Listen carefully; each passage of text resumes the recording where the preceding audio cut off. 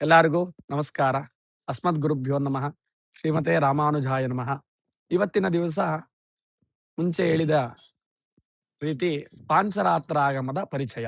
ಪಾಂಚರಾತ್ರಾಗಮವು ಭಗವಂತನಿಂದ ಆವಿರ್ಭಾವವಾಗಿತ್ತು.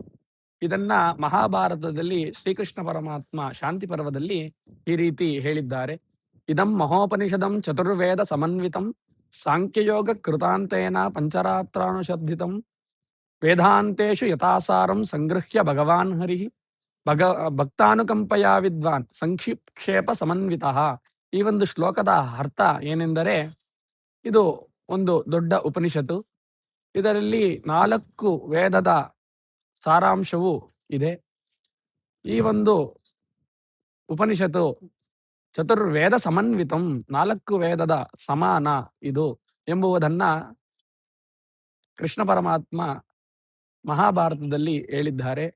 ಇದೇ ರೀತಿ ಸಂಹಿತಾದಿಗಳಲ್ಲಿ ಏನನ್ನ ಉಲ್ಲೇಖನೆ ಮಾಡಿದ್ದಾರೆ ಎಂಬುವುದನ್ನ ನಿಮ್ಮ ಎಲ್ಲರ ಸಹಕಾರ ಇದ್ದರೆ ಇದೇ ರೀತಿ ಇನ್ನ ಸಾಕಷ್ಟು ಪಾಂಚರಾತ್ರಾಗಮದ ಬಗ್ಗೆ, ಪಾಂಚರಾತ್ರಾಗಮದಲ್ಲಿ ಹೇಳಿರತಕ್ಕಂತಹ ವಿಷಯವನ್ನ ಇದೇ ರೀತಿ ದಿನಾಚರಣೆ ಬೆಳಗ್ಗಿನಿಂದ ಸಾಯಂಕಾಲದವರೆಗೂ ಯಾವ ರೀತಿ ಏನೇನು ಮಾಡಬೇಕು ಎಂಬುದನ್ನ ತಿಳಿಸಿಕೊಡುತ್ತೇನೆ.